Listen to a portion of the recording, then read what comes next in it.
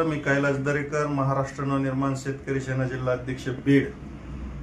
काल या सरकारनं एक शासन निर्णय या ठिकाणी हे केलेला आहे।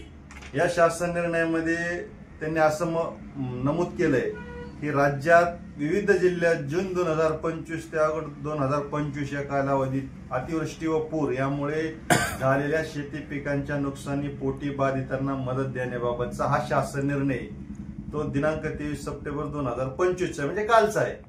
तर या GR मध्ये त्यांनी मला वाटतं बीड जिल्ह्यामध्ये 1,14,773 शेतकऱ्यांसाठी 56 कोटी रुपये या ठिकाणी मंजूर केलेले आहेत। जर आपण पाहिलं 1,14,773 शेतकऱ्यांना 56 कोटी भागिले जर केलं तर एका शेतकऱ्याला 4,879.19 रुपये या ठिकाणी ही मदत मिळणार आहे।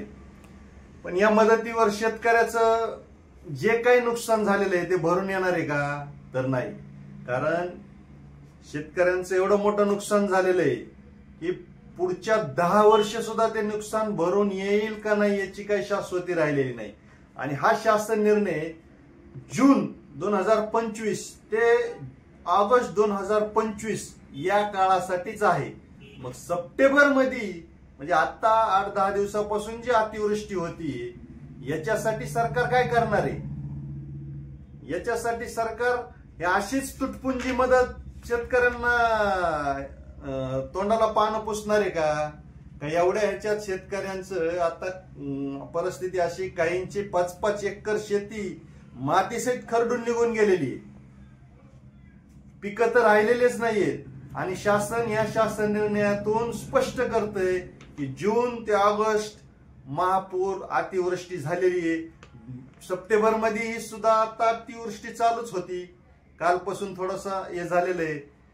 तर याला ही तुटपुंजी मदत काहीच कामाची नाही। हे शेतकऱ्यांचे डोळ्यातलं पाणी ही मदत पुसू शकत नाही आणि शेतकऱ्यांचा अंत हे सरकार पाहते।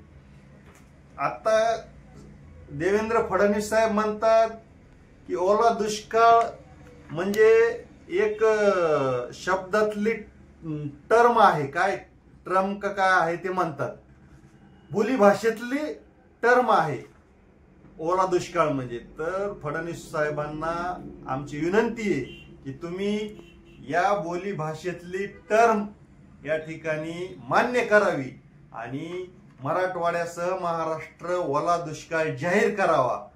नाही तर तुम्ही हे जे आता ढोंग लावलंय या ठिकाणी पूरग्रस्तांची पाहणी, त्या ठिकाणी जाऊन पाहणी, बांधावर जाऊन पाहणी, हे जे ढोंग चाललेलं आहे हे बंद केलं पाहिजे।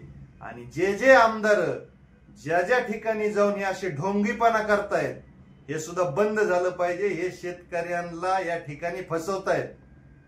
ज्यांच्या हातामध्ये सत्ता आहे त्यांनी अधिवेशन 1 दिवसाचं बोलवायला पाहिजे, त्या अधिवेशनामध्ये मांडायला पाहिजेत शेतकऱ्यांच्या व्यथा। ते बांधावर जात आहेत, शेतकऱ्यांचे अश्रू पुसवल्याचे दाखवत आहेत।